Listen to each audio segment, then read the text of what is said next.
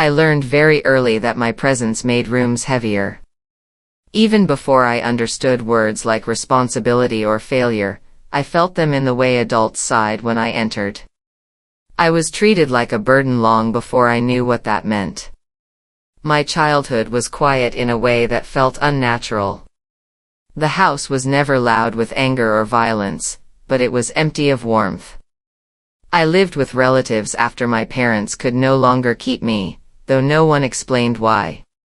I slept on a thin mattress near the wall and learned to wake up without making noise. Silence felt safer than asking questions.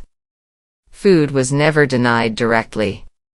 It was simply measured differently for me. Smaller portions. Later meals. Leftovers when there were any. I learned to eat slowly, to stretch each bite, to pretend I was full. Hunger became a background feeling, like a low ache I carried everywhere. No one asked about my day. When I spoke, conversations paused and then resumed without me. At family gatherings, I was reminded to behave, to stay out of the way, to be grateful. Gratitude became a word used to silence me. I thanked them for shelter, for food, for existing. At school, teachers praised my obedience. They said I was mature for my age. What they did not see was how carefully I avoided attention. I believed if I took up less space, I would be easier to keep. Love felt conditional, like something that could be taken away if I asked for too much. I watched other children run into open arms. I watched them complain freely and still be loved. I studied their confidence like a foreign language. At home, affection belonged to others. I was tolerated. That difference settled deep inside me. As I grew older, the distance became clearer. Bills were discussed in whispers that stopped when I entered the room. My name was mentioned alongside worries. I overheard phrases like extra mouth and hard times. Each word landed softly but stayed forever. I tried to earn my place. I cleaned without being asked. I studied late into the night. I never argued. I never demanded. Still, their eyes held the same tired look when they saw me. Effort did not change my position. I was still the problem they managed. One evening, when I was 15, everything shifted quietly. I came home earlier than expected and heard voices in the kitchen. They were calm, practical.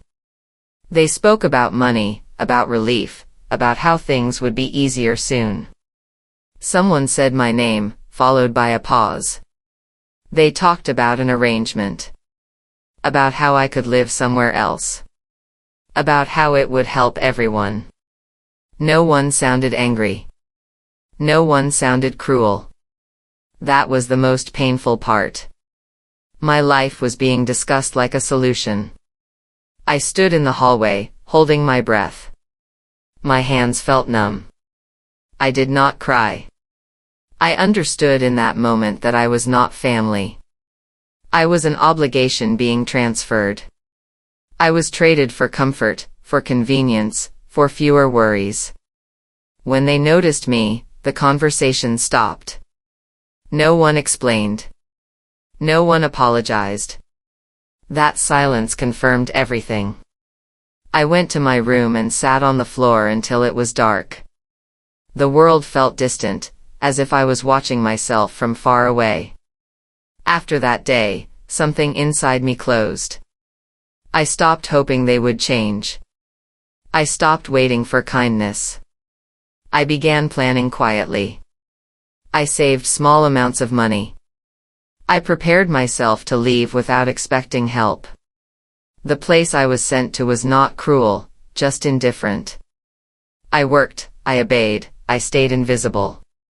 At night, I thought about the child I had been, always careful, always grateful. I felt sadness for that child, but also pride. She survived what she did not deserve. Leaving that life was not dramatic. I packed my belongings and walked away. No one stopped me. Freedom felt frightening, but it was honest. Every struggle outside felt lighter than the confusion inside that house. Now, I live simply. I still feel echoes of the past in quiet rooms and empty tables. But I know something I did not know before. Being treated like a burden does not make me one. It reveals the limits of those who could not carry love. I learned that survival does not always look strong. Sometimes it looks like endurance. Sometimes it looks like leaving without looking back. My worth was never measured by how easy I was to keep. I was treated like a burden, but I am not one. I am a person who endured neglect, learned self-respect, and chose to survive. That truth stays with me, steady and quiet, reminding me that no one has the right to trade a human life for comfort.